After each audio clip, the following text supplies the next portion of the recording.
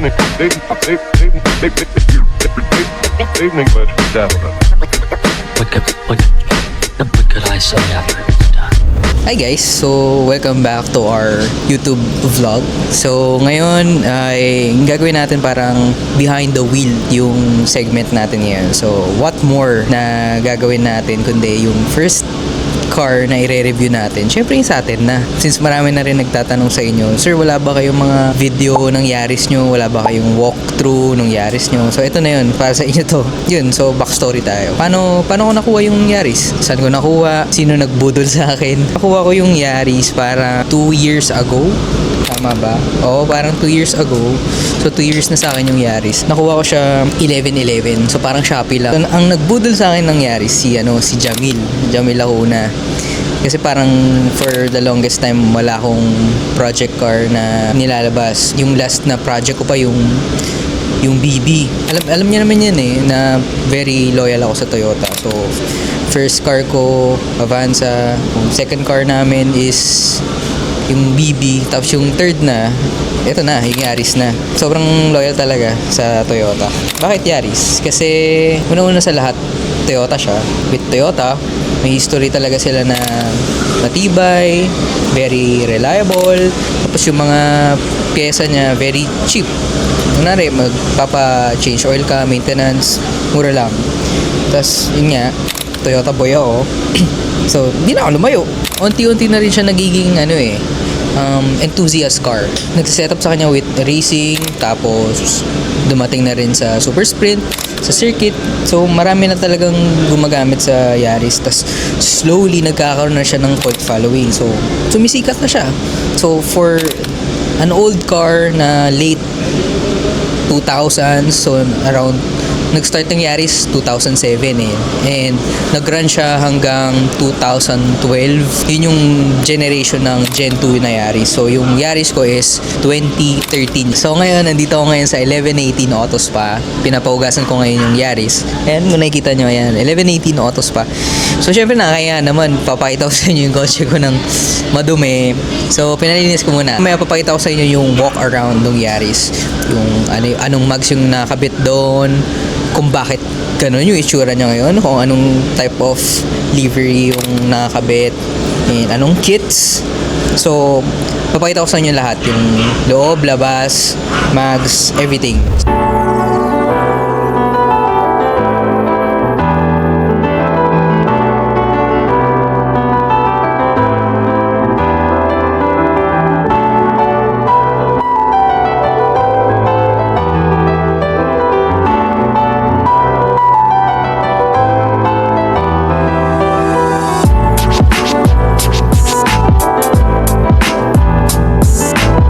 Yun, so natapos na hugasan yung Yaris natin today. So ayan siya. Dito pala ako ngayon sa 1118 Auto Spa. So if you're in the area, dito lang yan sa Ayala Malls, Manila Bay, Basement 1. You can check it out here. Yan. So let's do the walkthrough of our Toyota Yaris over here. Okay guys, so let's start out with the exterior. As you can see guys, medyo madaming stickers na nakabit dito sa Yaris natin. My livery is inspired by the GT1 Le Mans na Toyota car. Around 90s, late 90s. So 98, 99 siya lumabas.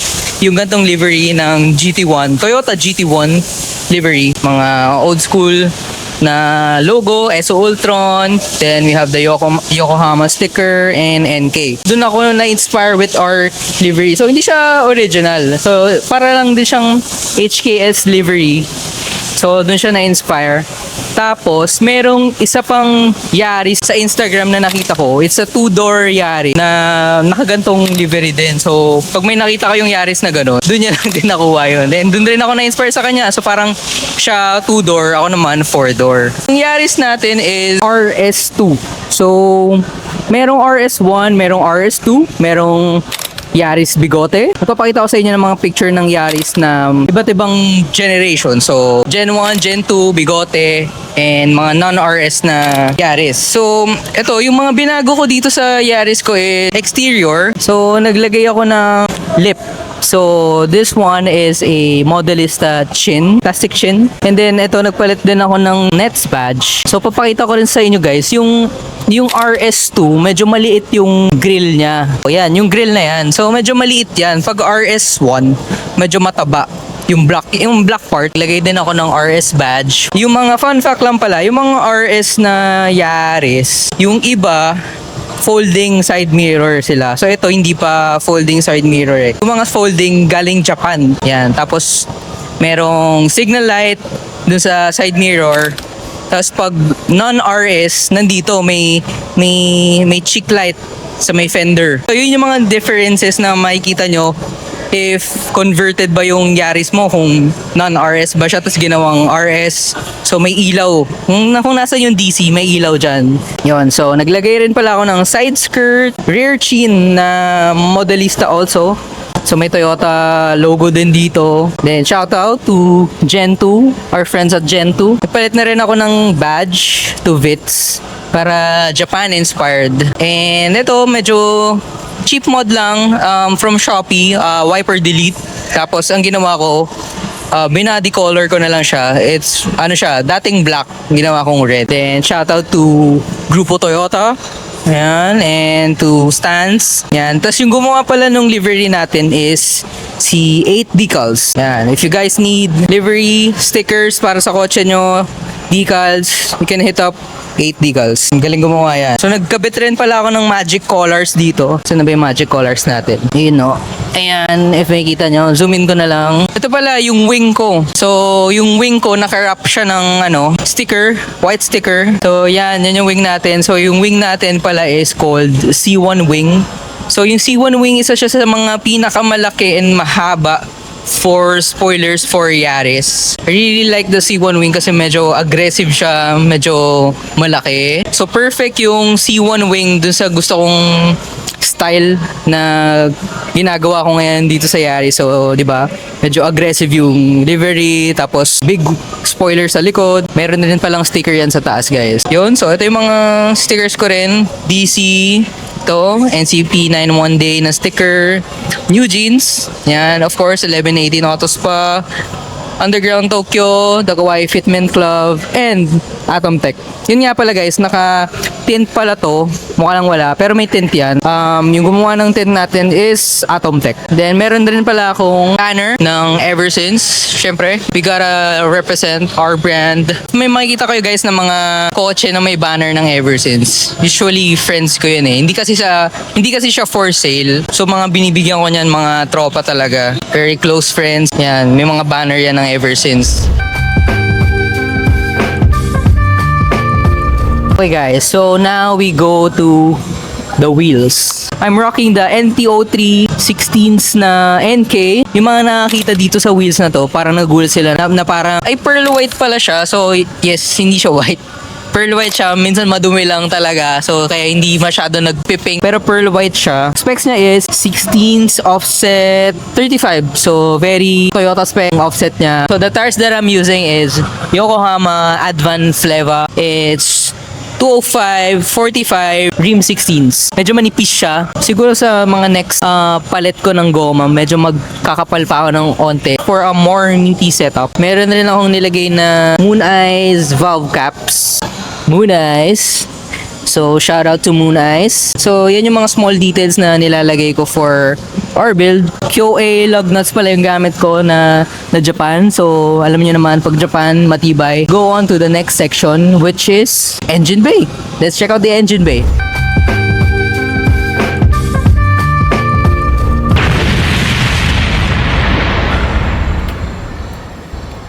Dito naman tayo sa area ng engine. Okay, so ito na yung engine bay nung Yaris. So, sorry kung medyo madumi ng onte. The engine of my Yaris is pretty much stock. 1NZ. Ayan o. 1NZ.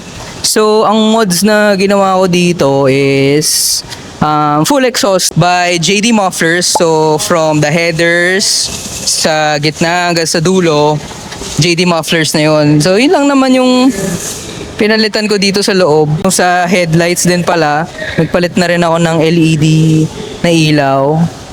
and battery na Motolite. Yeah, so it's pretty much stock kasi pang daily ko to na gamit. So gusto ko rin maglagay ng strut bar dito soon, pero if the budget permits. Ito rin pala, itong part na to usually madaling masira to eh. Parang radiator filler yung tawag dito eh. So yung stock na pyesa nung Yaris nyo, if naka Yaris din kayo, plastic to. So it will eventually break. Mas maganda palitan nyo na to ng bakal. Okay guys, so tapos na tayo sa labas. So dito naman tayo sa loob ng Yaris natin. So, let's go! Okay, game. Pasok na tayo dito sa Yaris. So, bago tayo pumasok, isa sa mga unang upgrade ko, natanggal lang yung logo. Meron na pala akong Hypotech mat. So, para pag maulan, alam nyo na, hindi maputek. So, dito na siya agad matatrap yung mga dumi, mga basa. Yan, dyan sa Hypotech mat. So, ito pala yung steering wheel ko. It's Yokohama Advan X Vertex. Bought it from a friend. And then, meron rin tayong cog na OBD. Ayan, tapos meron tayong Eversense na air freshener. Pretty much stock naman yung loob ko. Local na interior. Yun pala, fun fact guys, pag JDM yung Yaris, black to. Black lahat yan. Black yung ito. Yan. Black yung mga panel sa loob. Black yung ceiling. Then, black din yung dash. Black din to. So, pretty much, pag RS na legit Japan, black siya.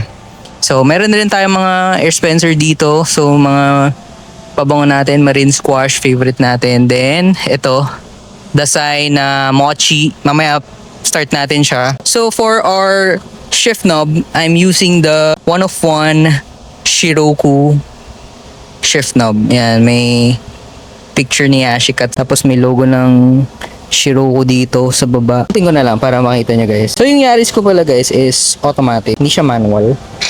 Ito pa pala, yung next na upgrade na, isa sa mga unang upgrades na ginawa ko sa Yaris. Itong 2-din na panel. So, pag bumili kayo ng Yaris na stock, hindi pa siya ganito. So, I opted for an OEM look. So, itong 2-din radio na to, galing tong Toyota Wigo. Ayan, so may Toyota logo yan. So, parang OEM pa rin siya. So modelong Wigo, meron na siyang Apple Play, CarPlay. Natin yung Yaris. Dasai Mochi RX-78. Ayan siya. RX Mochi. And ayan o, Toyota. Parang OEM pa rin, di ba? Iba yung animation ng regular Mochi eh. Sa Gundam-inspired theme for the Mochi. So, limited run lang to. Ayan. Ito yung cog natin. Ito siya pag nakailaw. Meron na rin control dito banda. So, meron na rin pala ako guys, extra shift knob. So, pag minsan nagsasawa ako dun sa Shiroku na shift knob. Ito yung gamit ko paminsan. Itong flower shift knob, Shuishuka, Japan na shift knob. Japan flower. So maganda dito sa Yaris, marami siyang compartment. Meron dito, meron dito, meron dito, meron din doon. Tapos meron din dito. Ayan. Tapos may cup holder at meron din dito. Ayan. So, maraming lagayan for this Gen 2 Yaris. So, meron na rin akong dashcam. Ayan. May dashcam yan dyan. So, for safety. Ayan. Hello.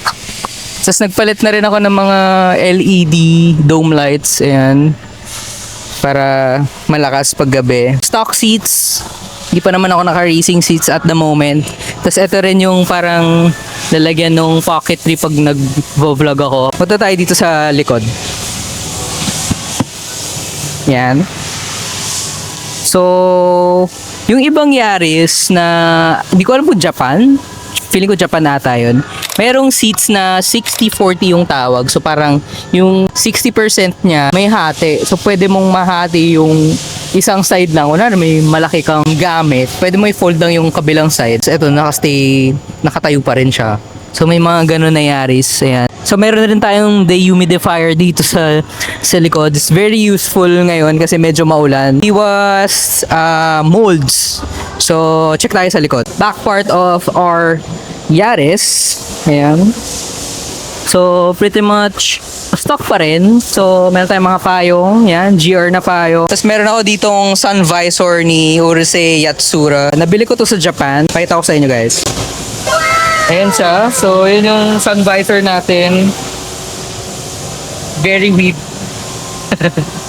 May mga tools dyan sa likod din. So, pag inangat nyo to, may tools dito. And nandito yung spare tire. Ayan. So, pag naplatan ka, dyan mo kunin yung tires mo. Okay, so sa mga ibang Yaris, yung ganito nila, yung tonneau nila, merong parang makeshift lang to na tonneau. So yung tonneau na legit, meron siyang tali dito. So kukonek siya dito. So pag binubuksan mo yung kotse, sumasabay siya, umaangat din. So ito makeshift lang to, kahoy lang to. So yun yung mga upgrades ko dito sa Yaris. That was our full walkthrough of our Toyota Yaris RS2 2013. Ngayon alam nyo na kung ano yung mga nakakabit, specs ko, ano yung mga specs ng Yaris ko. So it's pretty much stock na may onting upgrade. Future plans for my Toyota Yaris. So niisip ko kung magko-coils ako or kung mag-air. So kung magpapalit man ako ng coilover, palit rin ako ng mags for a meaty setup. And also pag air, so maglalapad tayo ng mags mga by 8, by 9 para if ever magsagad air down tayo, pogi, maganda yung tindig. So pag magko-coilover pala tayo, I would go for a like meaty track style setup. So mas bababa pa natin siya ng onte. Tapos mas lalabas pa natin to, especially itong rear, medyo pasok siya eh. So gagawa natin ng fitment niya na dikit for a more meaty flush fitment. Tapos pag air naman tayo, edi syempre mas stretch tires, malapad na wheels. And for other future plans natin, siguro palit tayo ng headlight, ng taillight.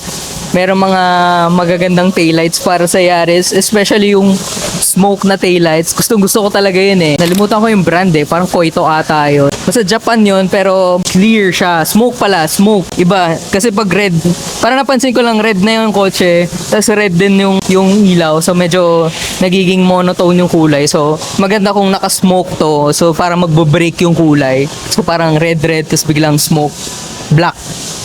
Ayan, maganda yun. So, siguro mga small details na lang din, like sa interior, exterior, like strut bar, tsaka mga bolt-on na engine upgrades yung mga gusto kong mangyari dito sa Yaris. And siguro, pag nagsawa na ako dito sa livery na to, maybe we can do a ever since livery na custom na talaga na para sa atin na hindi na inspired by the GT1. I don't know, pag nagsawa na ako. Siguro final thoughts on why you should buy a Toyota Yaris. So pros of owning a Toyota Yaris. Mura yung maintenance. Yung unit, I don't know, medyo tumataas na siya. Mura yung maintenance, easy to maintain, 1NZ supremacy. Sobrang daming 1NZ sa market. Sobrang mura ng engine if ever masabugan ka. But knowing Toyota is bulletproof. Sobrang hirap pasabugin ng Toyota. Sobrang hirap masira ng Toyota. Basta Toyota, subok na, reliable. Rin sa mga pros ng owning a Toyota Yaris. When it comes to super sprint sa circuit, marami na tayong mga drivers na gumagamit ng Yaris kasi it's very good with super sprint, it's very good with circuit kasi maliit lang siya eh. So, pocket-rocket siya. If lagyan niyo siya ng mga bolt-on upgrades, bibilis din siya and ang sarap i-drive ng Yaris. Ang sarap niya i-drive with circuit, ang sarap niya i-drive with super sprint. With super sprint kasi onting liko mo lang, papasok na siya agad sa mga cones kasi ang liit niya lang. And isa rin para sa mga pros on owning a Toyota Yaris is meron siyang bolt-on na turbo. Ang tawag sa kanya is Turbo M. Lumabas lang siya sa Japan. Tapos meron din bolt-on na supercharger, which is yung Blitz turbocharger.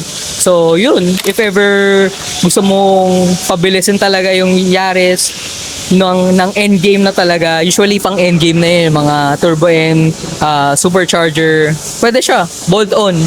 Wala nang masyadong gagawin. If you have the budget, go. Turbo mo na, supercharge mo na siya. Okay, let's go on with the cons of owning a Yaris. Hindi lang pwedeng pros, meron rin mga cons din yung Yaris. So siguro masasabi kong cons with owning a Toyota Yaris ngayon. So medyo tumataas na yung market value niya. So the market value for the Toyota Yarises are slowly going up because it's slowly becoming a enthusiast car. Ginagamit na siya with super sprint, ginagamit na siya sa circuit. So, maraming nagkaka-interest na dito sa ganitong kotse. Last 2 years ago, medyo mababa pa yung presyo ng pagkukuha natin sa Yaris. Pero ngayon, yung market value niya, tumaas na. And especially with the manual Yarises. So, pag manual yung Yaris, mas mahal. So, yung mga automatic, medyo mababa lang siya ng onte. Pero yung mga manual na Yaris, yun talaga. Ang taas. Tumaas. Maybe you can try manual swapping your Yaris kasi marami namang Vios na transmission na pwedeng ipasok with the Yaris. So, yung iba na gusto talaga ng manual, manual swap nila yung Yaris. And isa rin pala sa mga siguro cons kasi since marami na ang mga Yaris owners, medyo tumataas na rin yung presyo ng mods. So, like what I've said, maraming demand, onti yung supply. So, yun talaga. Tumataas talaga yung presyo when it comes to the mods. So, yun. So, that's it for our episode for today. Sana nag-enjoy kayo. Ito yung unang kotse na ni-review natin today. And sana hindi pa ito yung last. Sana meron din tayong, hopefully, may makapag-review pa ako ng mga ibang mga kotse, may ibang project cars, maybe brand new cars, merong lumapit sa atin. We'll try our best to review it. Sana nagustuhan nyo yung episode natin today. And if umabot kayo sa part ng video na to, you can comment down below. NCP91. Ayan, dito na lang. NCP91 para alam ko talagang nanood kayo from start to finish. And if you guys wanna buy our merch, you can always buy our merch at www.eversince-streetclub.com. Don't forget the dash, baka saan kayo mapunta. And as always, this has been Jerome Monastrial. See you on the next vlog. Johnny!